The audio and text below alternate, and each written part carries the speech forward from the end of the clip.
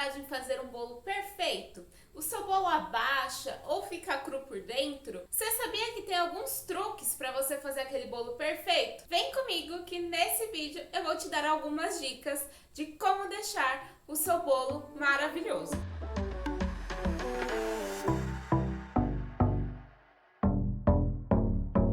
Oi gente, tudo bem com vocês? Eu sou a Bruna e nesse vídeo eu vou te ensinar algumas dicas para você não passar mais perrengue, para você nunca mais errar um bolo na sua vida. Eu sei que fazer bolo parece uma coisa super simples, mas de vez em quando acontece alguma coisa errada com ele e a gente não sabe muito bem o que foi que aconteceu.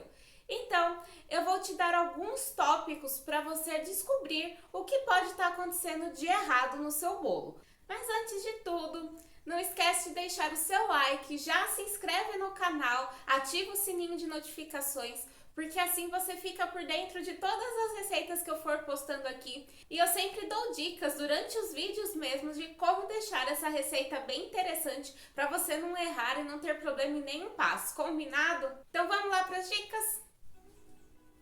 E o primeiro item da minha lista de truques é sempre pré-aquecer o forno, gente. Quando eu falo em pré-aquecer o forno, é realmente deixar ele na temperatura que o bolo vai precisar ficar. Ou seja, se seu bolo vai assar a 180 graus, que é um forno médio, a gente vai pré-aquecer o forno a 180 graus. E pode começar a pré-aquecer o seu forno assim que você começar a preparar o bolo. Ele realmente precisa estar bem quentinho para receber o seu bolo, para não correr risco dele batumar ou murchar ou acontecer alguma coisa que a gente não quer.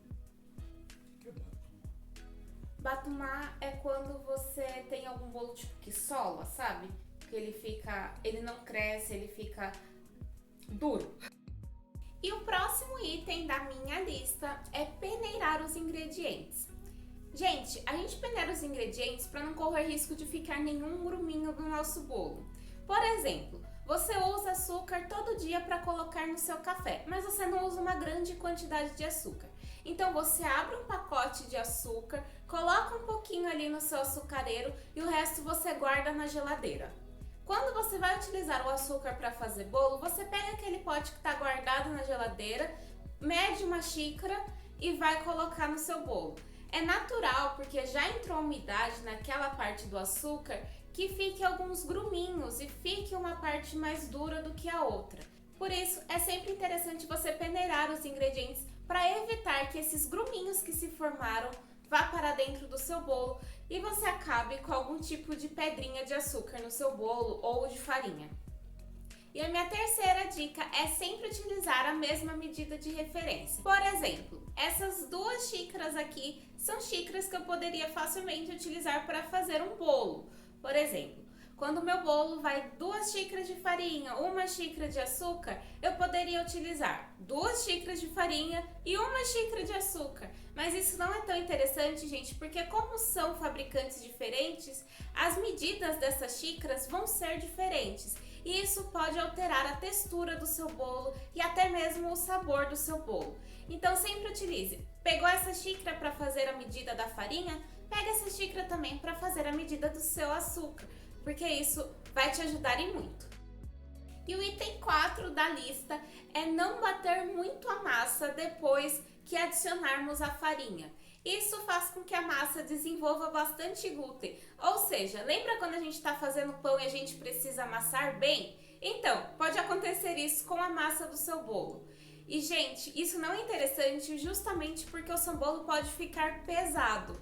E daí ele não vai ficar tão fofinho como a gente quer. A gente quer um bolo fofinho, que cresça. Obviamente que existem vários tipos de massa de bolo, mas no geral a gente quer que o bolo fique fofinho. Então, quando você adicionar a farinha, mexa só para ficar tudo bem misturadinho e homogêneo e não bata muito. O próximo item é bem dica de vó mesmo, gente. Não fique mexendo no forno e abrindo o forno conforme o seu bolo assa. Espere mais ou menos uns 30 minutinhos para ver se o seu bolo está assado. Você consegue notar também se não tem nada de errado acontecendo com o seu bolo, olhando pela telinha ali, pelo vidro do seu forno, para ver se ele já está ficando com a massinha mais opaca. E isso ajuda bastante você ver que o seu bolo de fato já está começando a ficar assado. Então não precisa ficar abrindo a porta do forno toda hora, porque isso faz o calor sair e também pode murchar o seu bolo. E o sexto item da nossa lista é sempre fazer o teste do palito. Passaram uns 30 minutos que o seu bolo está no forno, você achou que o seu bolo já está assado, pega um palitinho de dente mesmo e coloque no centro do seu bolo ou até mesmo no cantinho, mas no centro é mais garantido, viu, gente?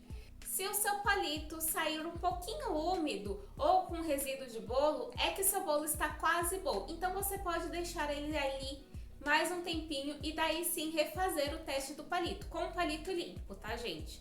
E se ele sair sem nada, sair limpinho, como se você não tivesse colocado o palito, aí sim o seu bolo tá assado e você pode tirar ele no forno. Isso sempre é um ótimo ponto de referência para você não tirar o bolo cru. E o próximo item é justamente falando sobre a hora de tirar o seu bolo do forno. Sempre tire ele assim que ele assar, gente. Não adianta ficar deixando o bolo dentro do fogão, que pode fazer com que ele queime. E daí você pode colocar ele na parte de cima ali do fogão, na própria grade do fogão, naquela parte de cima, ou em um descanso de panela, se você preferir. Mas se atente a nunca deixar ele em cima da pedra da pia, por exemplo, no granito ou no mármore, porque isso pode fazer com que dê um choque térmico no bolo e ele grude na parte de baixo da forma. E tem uma outra questão, isso pode manchar a sua pedra da cozinha. Então fica atenta aí, porque as pedras elas são bem sensíveis ao calor. E aproveitando, gente, eu tenho uma playlist de bolos, tem vários bolos, bolo de chocolate, bolo de limão, bolo de laranja, tem um monte de bolo nessa playlist.